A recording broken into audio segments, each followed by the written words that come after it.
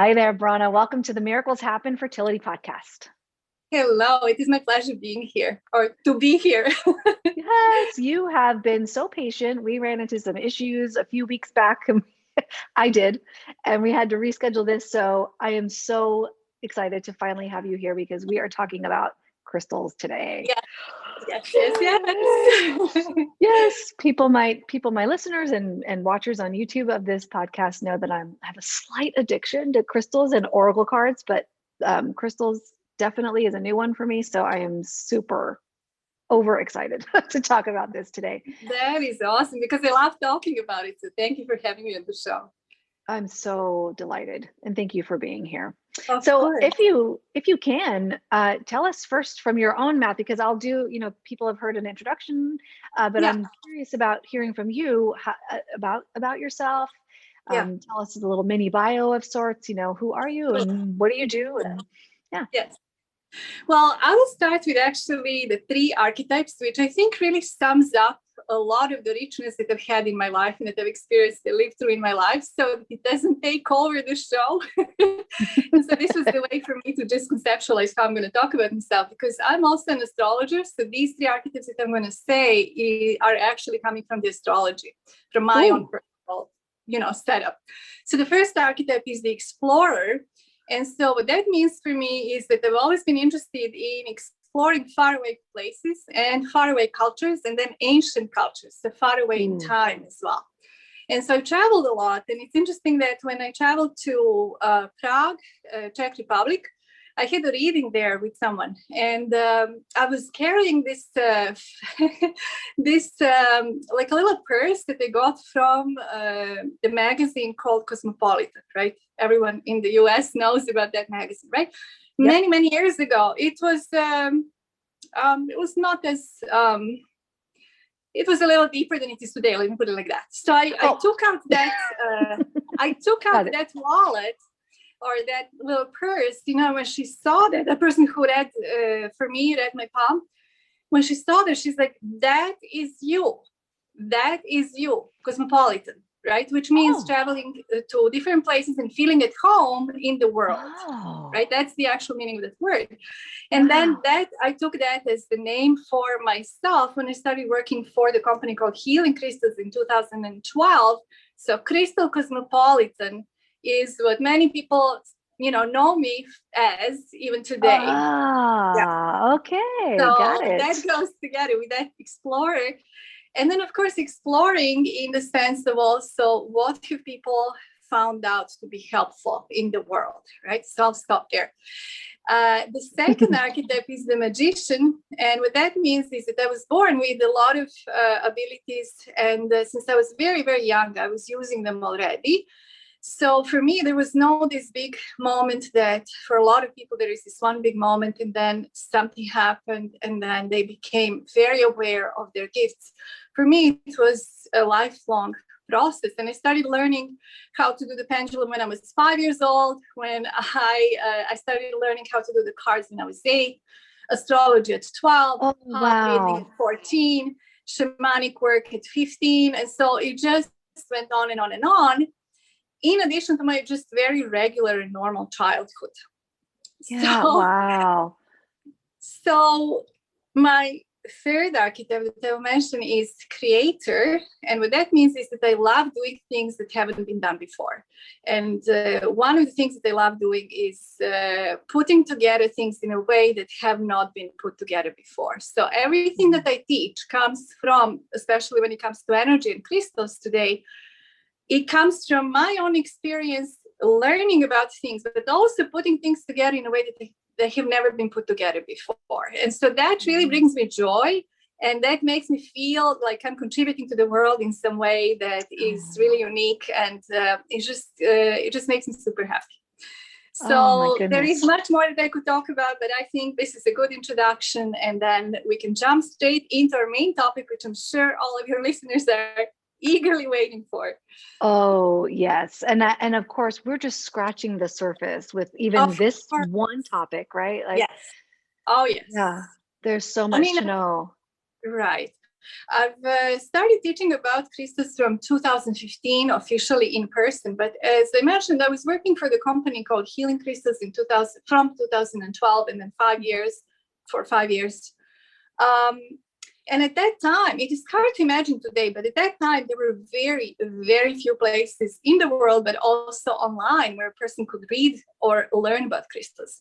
So one of the things that I was tasked at was to write articles about crystals. So a lot of the articles in that actual website are still there, mine, and you can see them. It says Crystal Cosmopolitan.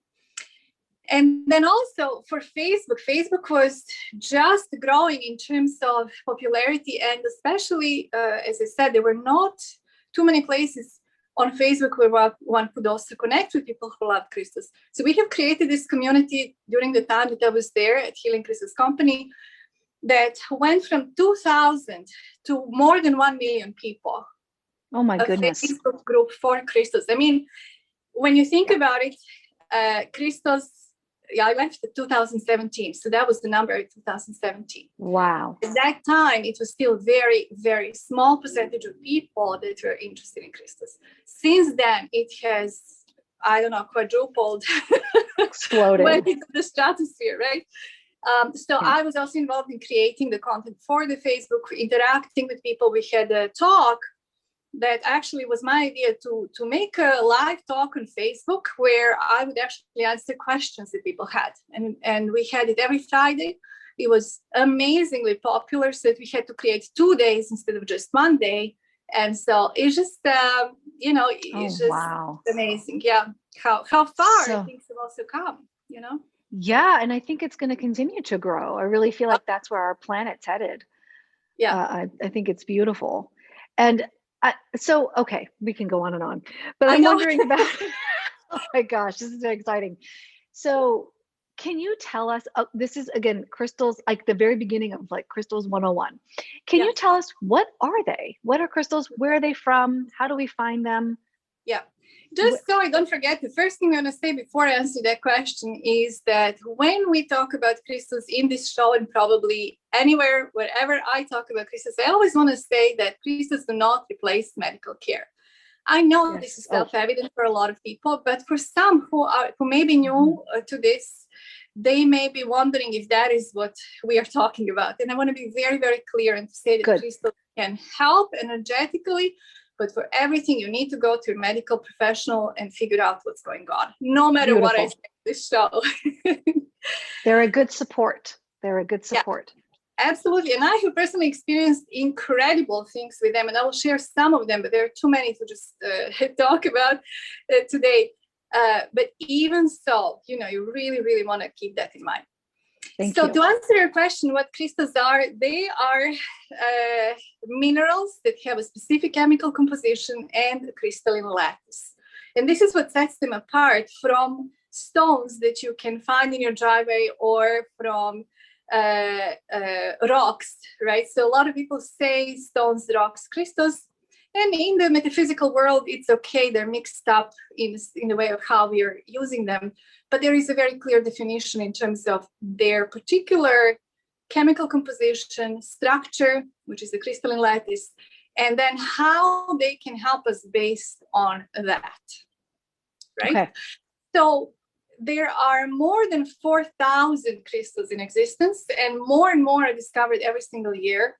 And out of those 4,000, there is about 600 whose metaphysical properties have been described in the energetic healing world. Mm-hmm. So you can imagine that, and this number is growing all the time because more people are interested, and so there is really just more focus on what else is out there, right? Now, how does it work with our bodies? How can it help us? In order to answer that question, the first thing we need to understand is who are we actually? What does it mean to have a body, and what is in our bodies, right? Mm-hmm. A lot of times when people think about themselves, they don't think that they're composed out of minerals. And so you can actually take a look, and that's what I was doing when I was waiting for you. I really wanted to just double check because I talk about it in my classes, but I haven't taught this particular class in a while. And I wanted to see, okay, how many minerals are in our bodies? And so I just Googled that, and everybody can do that. And it said we have 13 minerals altogether. Some of them are essential, like 6, and then the rest are called the trace minerals. And when you read that list, those are the exact same minerals that are making the crystals, right? So this is the exact, I'm going to show you, for instance, there is apatite is a part of what makes our teeth, the mineral called apatite. And I'm going to show you, it is the exact same formula as this apatite. I love that. Except that this one is blue, and then there are variants of the stone apatite that are white, like our teeth. Yes. Oh, interesting. Then the same thing for our bones. Our bones, part of our bones is made out of calcium, right? Calcium carbonate very specifically, and then there is the other part. Calcium carbonate. Let's stay with that. Yes. And then here, this green, beautiful, is also calcium carbonate. Yes. So the easiest way to think about this is that we are actually responding because of the minerals that we have in our bodies, and then because also the other part of who we are electromagnetic beings. And so you can read about that today. It is very well researched, very well known. And actually my business is called biofield therapy. So now my business is called biofield therapy, is a term that was coined and approved, accepted by the NIH in the 1990s. What that means that long ago. Wow. Okay. That long ago. And so what that means is that this is an actual fact of science that has been known that long ago, but it has not made it into the medical books so far. And this is why a lot of people struggle with understanding how some things work. It's just we are lagging in terms of education. We are lagging behind what the science has already discovered. And so people think this, there is no science behind. There is a lot of science behind it. And actually on my website, there is a link where you can, it says biofield science or research articles or something like that, where you can check how many actual studies have been done on that topic. So we need to understand that we are much more complex than just our physicality, but even our physicality is very, very complex. And it is complex in the way that it interacts with the environment. So when we bring something in our environment, let's take amethyst. Yay, we both have our amethyst. Please, show me yours. Yay. Yeah. So for those who are listening, that some folks are listening to this, all right, so they can't see. Amethyst is a gorgeous, we have different hues here, right? Yours is a very deep purple hue. Mine is a little bit more of it's lighter. It's a lighter purple hue. Still amethyst, same crystalline properties. Yes. Exactly. This one is from Uruguay. When it's a darker one, that's the sign that it's typically from Uruguay, this particular one. Okay. So when we pick up amethyst, what we are interacting with, what our body reacts to, is the vibration that each single chemical component has, right? Once again, people have seen, comments, where are those vibrations? Are they measured? Where is the science? There is a lot of science. We don't have the time to go into that right now, right? I teach classes, as I mentioned, that are 4 hours long that go into the science. So much to know. Yeah.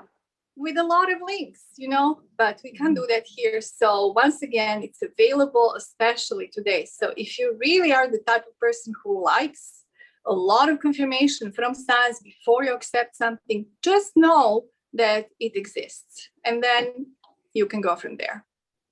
Beautiful. Yes. I'm going to take a breath so you can say something, because I feel like that's the point. I would love for you to expand on this. So we know where they come from the earth. Yes, they're made from in the earth. And you just mentioned, you alluded to having an amethyst specifically from Uruguay. Do people they can be found anywhere, like all over the earth, all over the planet? Yes, except that there are some places that have very very specific specimens of crystals. So silica is one of the most common minerals, and it covers about, I don't know, 90%. You can find that in online. About 90% of the Earth's core is made out of silica. And then there is iron, which is, also all over the place. But for specific crystals that have a particular color, and I'm going to just, try to be very, very concise. There is much more to everything that they say. They actually come from very specific places in the world. So they're not all over the place, but it is well known where they actually are because of what is the mineral composition in the Earth. Mm-hmm. Right. And then that also determines whether that color, let's say amethyst, some amethyst is from Brazil. There is amethyst in Uruguay, as I said. There is amethyst in Mexico, especially Veracruz amethyst is very popular. There is amethyst in Namibia. There is amethyst in Peru.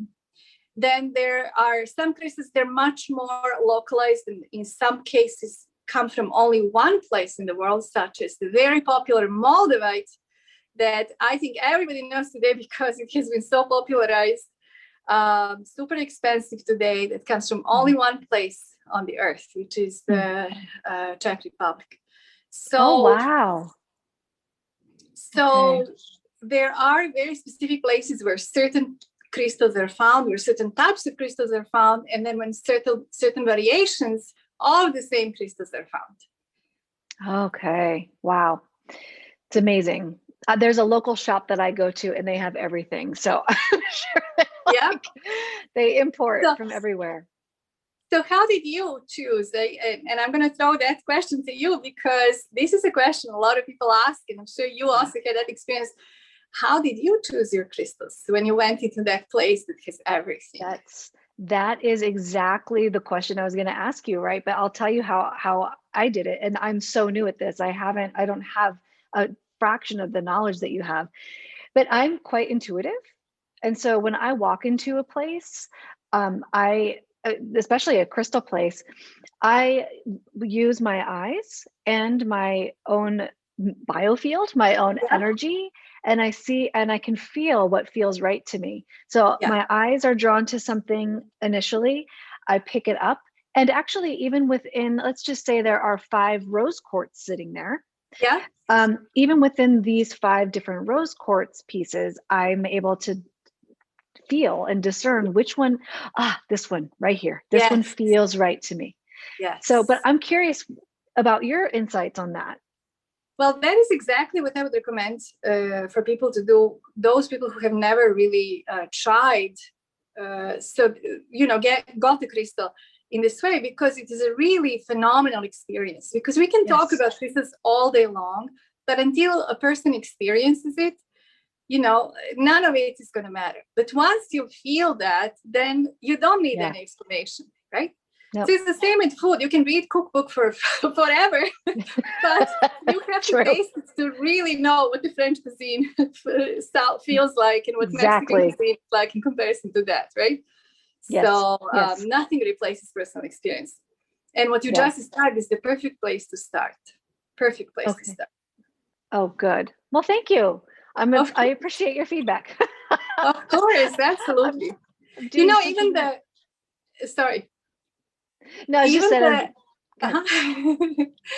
even especially small children do not question that, and it's very, very clear, that there is the connection there. And here is how you can know if you want. Once again, some people don't need this confirmation, but it is super fun to go someplace to buy a crystal and not to be prepared in any way, and to pick something up. And then when you come home, you read about the crystal, and then you discover that you actually have some of these issues that this crystal can help with. Yes. And, once you see that, and then you do that several times, you begin to understand how wise our bodies are. And just like for the food, when we know that we need something, there is an explanation. You can read it, find it online. If you need carrots, that means that. If you feel like eating this, that means that, right? You can do the same with crystals, but we have just learned to trust our bodies when it comes to food. So a lot of people, once they start, they also learn how to trust their bodies with crystals. That is so beautiful. It really is. And it's empowering, right? Oh, so much. Yeah. Yeah. Because if you can trust that, you develop a sense of trust for many other things, and you see how easy it is. It is not complicated at all. No, and it's efficient. It's quick. Yeah, like that. Exactly. It's fast. Folks know and instantly. And then it transfers to many, many other things in life. It sure does, including, of course, this is a fertility podcast here. And so we're talking about, I talk quite a bit about even, discussing your treatment with a provider of some kind, and if that's going to fit you or not instantly. Yeah. But we tend to defer to the provider or the physician or whomever, because they, quote, know better than we do. And yes, maybe they know academically more than you do, but nobody knows your body more than you. Yeah. I love that. Thank you for that. You're so welcome. And now that you said that, I actually have thought about the topic of fertility. And instead of just recommending crystals that you can find as a list of crystals, here are the crystals for fertility, I really wanted to bring up something that not too many people think about when they focus on how to be more fertile. Is that a phrase that I can use? Yeah. Yes. So going along with what you said, I'm going to suggest for people to start with amazonite. The reason for that, amazonite is actually very similar to another crystal that I will mention in just a moment. That is the number one recommended crystal for fertility, specifically for female hormones, specifically for a lot of other things. So amazonite is very similar to this other one that I will mention. But the reason I want to start with amazonite is that it gives us that ability to know our truth. So some people have a clear sense of that than others. And so for some people, what you just said is, of course, I know, I can tell when the person is a good fit. I know I can trust my body more than I can trust a doctor. But, when we go to the doctor, a lot of times we are in an environment where we feel vulnerable. And in those moments, it really depends on how that person comes in, with what kind of energy. And so sometimes maybe because we are so vulnerable, we would actually believe something that goes against our internal feelings just because we are in that very, very open and trusting place. Yes. So if somebody can recognize themselves in that description, I would recommend holding or wearing amazonite. Amethyst as well. So I'm holding amethyst, and it wants to jump into the story. Yes. Wow. But amazonite, also because amazonite can help us speak our truth, so that we are not overpowered by the voice of the professional if we feel that something is not quite right. I'm sure that you have come across a lot of women. I do not even deal with fertility directly, but I have come across a lot of women who have been intimidated by doctors, especially. Yeah. So this would be a very, very good thing to start practicing. And of course, you can use this in many other situations, in situations where you're not sure how to express your truth, how to connect with what you're actually feeling. Sometimes it takes us a while to understand how to put something that we are feeling into words. Yes. And so amazonite would be a perfect stone to do that. It's beautiful color too. For those who can't see it, it's like a sea blue green hue with marbling effect in it. It's gorgeous. And you have a polished one.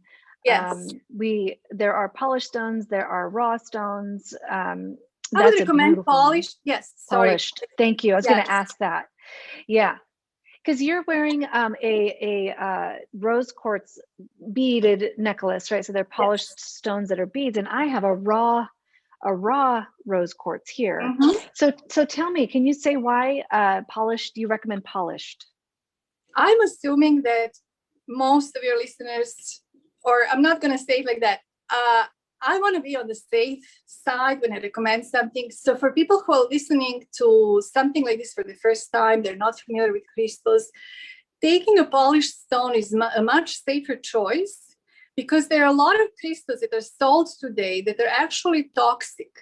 And what that means is you touch them and then you eat a piece of eat a Dorito, and actually you can have serious problems. And I specifically chose to say Dorito because I actually had a situation like that when I was working at the Healing Crystals. So I would talk to people on the Facebook, but also in private messages. So we would get a lot of very specific questions in private messages. And so one person was asking about the toxicity, and this is exactly the example they used. They said, do not use pyrite. Well, it was pyrite. Do not use pyrite raw, and then or if you use it, you have to wash your hands before you eat something with your fingers. Like don't eat chips. Wow. And she's like, I have no idea why I said chips, but she's like, I just ate Doritos. Am I gonna? What's gonna happen to me? I said, well, it's too late. What can I tell you? No, I mean, she was okay. But the reason I mentioned that is because for some people who are listening to you or to us right now, this may be self-evident. But for some people, it will not be self-evident. Right. And this is why I really want everyone. I want to include everyone. So I don't want to assume people already know things about crystals. So I really want to be safe. This is very basic Crystals 101. Act as if nobody knows anything. This is great. That's useful information. I love it. Okay, so can we back up just a minute? So we're talking about some of the practical applications, and I definitely want to get into some specifics, like maybe some ways that people can actually use these crystals. So you mentioned taking a piece or wearing a piece of amazonite to a physician's meeting or something. But so I just want to back up a minute. Let's just say, so like I told you that I got these crystals from my sister and her partner recently for my birthday. So these couple of things. Now let's just say I received this as a gift. Now what? What do I need to do to prepare these crystals for use? So the first thing to know is that there is a huge variety of crystals, and you have to know what you got, right? So the first thing that you need to do is to do some research. In most places today online, you will find whether a crystal is toxic or not. And if you don't just find it, you can just type in Google toxic crystals list or something like that. And there are lots of places that you can find that. Even on Pinterest, there are posts where people have posted a list of that. But on that Healing Crystals website, where the company that I used to work for, this was one of the things that we have compiled almost 10 years ago. So that is the first thing to see, right? Whether a crystal is toxic or not, so that you know how to treat it. If something is toxic, it should not go underwater, in water, around water. That's the first thing to remember. Otherwise, you can cleanse that crystal. And once again, there's so many crystals, and I don't have the time to talk about every group of crystals that can go underwater, cannot go underwater, but there are some that can go underwater, meaning just to cleanse them with under the running water for a little bit, and then dry them, and then you can use them. So the simplest way, and in my personal experience, the best way to clear the stones, the way I like to clear the stones for many, many reasons, is under running water. When that is not possible, the next best thing is through sound. And the best type of sound would be the sound, let's say, of a bell or of a sound ball. Although meditation bowls. Exactly. Although in general, it can be any sound.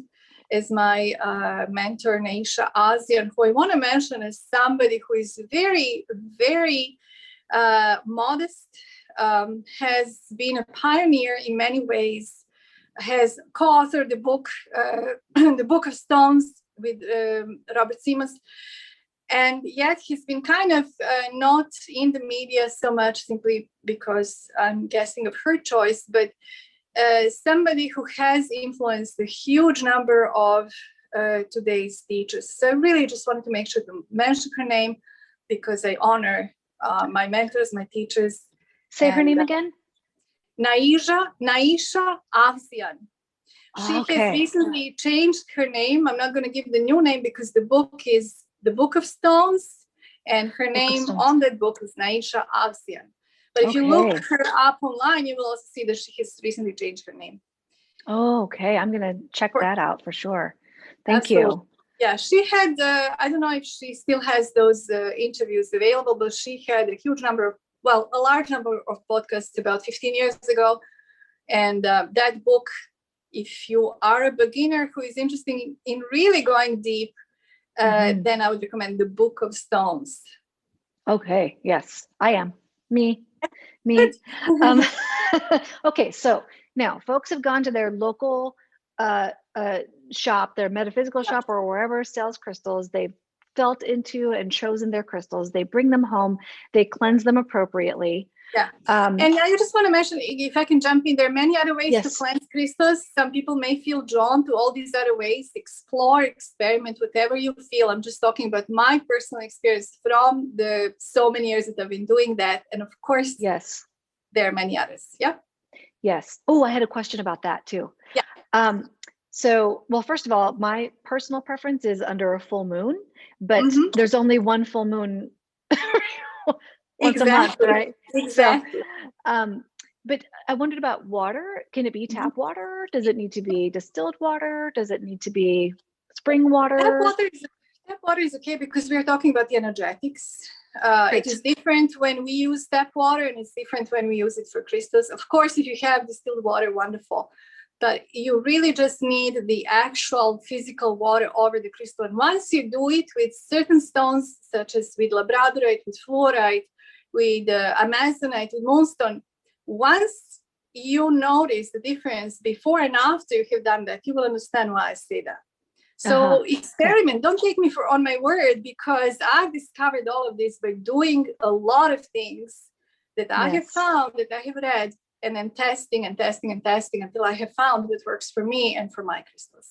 Perfect. So this is why there's science, but also like very individual, just like any kind of treatment or things. Just like even physicians, you know, they work with a statistical model, but they also need to look at you and your individual case. Okay, so folks have purchased their crystals, they've cleansed them appropriately when it feels right to them. Now what? How to use them? What do we do with them? There are many different ways to use crystals, and the simplest ones for a beginner, I'm going to just say two simplest ones, are to hold them in your hand, close your eyes. You can call it a meditation, but it doesn't have to be a meditation. A lot of people feel that there is this whole, I need half an hour, I need rituals, I need my candle on for it to be a meditation. No, just hold the stone, the crystal, rock, however you call your beautiful, precious ones. Yes. Hold it in your hand, close your eyes, and sit like that for however long you want. And then notice what happens. Notice what happens in your body, in your mind, in your emotions. And then notice what happens throughout your day. You can then continue to hold it or to place it in your pocket and have it with you all day long. You can, if you bought it as a jewelry, obviously you're going to wear it as jewelry. Just notice what is different. So if you set your mind, if you give your mind that question, what is different? What can I notice? Little by little, you will start to notice things that are different. And then from there on, you can then compare it to actually what is written in the books. But the best thing to do is to write your own journal at the end of each day and to say, okay, today I wore, and this is the stone I'm going to mention now for fertility. So I haven't forgotten, those of you who have been waiting. It's a moonstone that I'm holding right now. Moonstone. Peach. Aha. Peach, okay. Yeah. Because there is also a white moonstone. Oh, gorgeous. And a lot of people are familiar with the white one, which is also called a rainbow moonstone if it has some rainbows. But the peach one is the one that I will recommend as the top one for fertility issues. Okay. One that I mentioned earlier, for balancing the hormonal system, for actually getting pregnant. I've recommended this to quite a few people who have told me that it works for them in this way. And so, you know, I will stop there. I could talk more about the moonstone. Yeah. But to just then understand, okay, so I was wearing my moonstone all day. What have I been experiencing? And then the first day, the second day, the third day, if you keep writing something, or if you write something every night after you have spent all day with your moonstone, after a while, you will start to notice patterns. And it will be easier to understand what has changed and how it is actually helping you. Oh, I love that. That's such a hugely practical tool. How beautiful. Yeah. I noticed that when I hold, I do spirit baby work. So I am a spirit baby medium. I don't know if you knew that, but when I hold this stone, when I'm doing work, I just gently hold it. By the way, you called stones precious ones. Yeah. This is so true. I'm in love with this stone, like, and when you say this stone, crystal. can you say for people to what you're holding? Can you say to everyone? This is a rose quartz. Thank you. Yeah.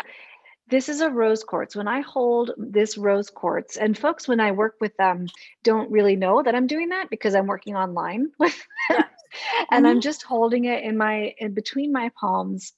And I just feel the connection, because spirit babies are all love. Yeah. And I feel that connection so much stronger. And I've noticed that. So, and it really wasn't intentional. It just happened to be on my, next to me as I was doing a session one time, and I was drawn to it, picked it up, held it, and I'm like, whoa, it's even stronger, right? So I love what you're saying is this, it's research, right? Yes, it's your own absolutely individual research. Yeah. And why, some people, when they hear that, and this is why you laughed as well when you said research, because it sounds funny a little bit, because we know what scientific research entails, right? Yes. But we are not doing this for the science. We're doing this for ourselves. So it absolutely is research. I'm going to tell you one experience go ahead. No, I was going to say anecdotal evidence to me is enough. That's really great. Yeah, absolutely, because you are doing it for yourself. You don't need 2,500,000 people to confirm that. No. You know that, right? No. Because you're doing it for yourself. Right. And there is, a lot of times people say, well, how am I going to explain that to other people? Well, if you do want that kind of knowledge, then take a class. Yes. And I'm going to plug in my own classes here. You have one, yep. I have 3 classes online that are available right now. And they're on my website, which is just my name. BranaMijatovic.com, and then you can go deeper. You can see there is a list of topics that is covered in every single class, right? If you want to go. Did you say they're free? 3. No, there are 3 of them. Oh, I was like, what? But I do have a page that is called resources, that has a lot of free resources, including the videos about crystals, where people can see what I talk about. For instance, I have a topic, crystals for optimism, and then I talk about Lemurians and the number of things that people might find useful. So those are definitely free and available to everyone. Wonderful.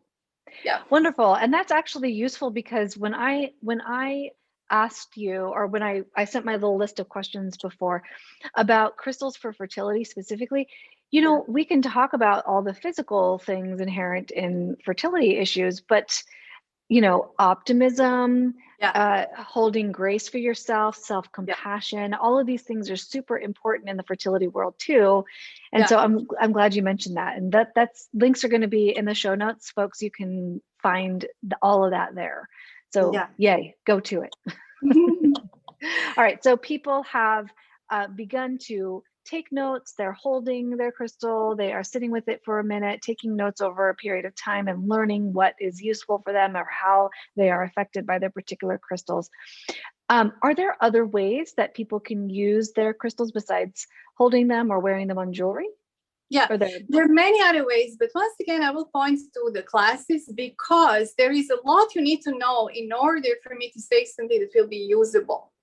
Mm-hmm. Right? So there are many other things, but I would say if you want to do it in some other ways, besides meditation, besides wearing them, it is much better to go spend some time learning the details of how it works, why it works, what are some of the things that you can do, what are some of the things that you have to pay attention to, because there is so much. People, when they start with crystals, they don't realize how much is actually there to learn, and how many details there are. right? It's not just this does that and we are done, but there are actually a lot of things that one needs to assimilate in order to work with crystals in a different way. So that's why I would rather not just throw out a bunch of things that people might not really even know how to begin, even if I say, what it is, because it entails so much more. Yes. So there's resources obviously on your website and things that they can, and other places too. Absolutely, right? many other places. Yeah. Yes. So thank you for that. Yes. You were going to share a story a minute ago and I cut you off. I'm so sorry. What was that story? That's okay. I have many stories. And this one that I wanted to share is something that happened just out of sheer experimentation. I traveled a lot internationally every year, at least 3 times a year for about 10 years or 15 years. And so there was a time before I was using crystals, and then the time after I started using crystals. And I've noticed an enormous difference because my flights were usually from start to finish about 24 hours. So that's a long time. And if you know anything about that kind of travel, you understand what the jet lag means as well. Oh, yeah. And so when I started using certain types of crystals, I also got rid of the jet lag. So this is the most amazing thing that has, changed my life, given that I was traveling so much. But this one particular experience, in addition to all these different combinations that I was using, was really remarkable. I got some stones that are called boji stones. They're also known as mochi marbles. And there are several other names, but mochi marbles is the best name to look them up, under which to look them up. And as the flight was leaving, right? And the hardest part in every flight, when you fly internationally, is that very, very steep incline when the plane has to reach a certain altitude, right? In domestic flights, they don't fly so high, but because they're crossing Atlantic, they have to go up. And so they're climbing, and the pressure in the ears is horrible. I don't know if you've ever experienced that. Yes, to Spain, yes. Yes, absolutely painful. And so I got the body stones, I held one in each head. And I don't know how I thought of that. This is one of those things you just, do that. And the pain completely was not there. I'm like, wow, this is so awesome. I've done it 4 times. So when I went there, when I came back, one more time when I went there, when I came back, and when I say there, it's usually Europe. So, and then the 3rd time I was like, well, maybe it's just that my body is adapting to, the flight, and maybe it's not the stones at all. And I'm like, in the interest of science, I'm going to now put them in my bag and I'm not going to hold them. Oh my God. I don't want to experience that pain ever again. I was like, this is for the science. One and only time. I did it for science. Exactly.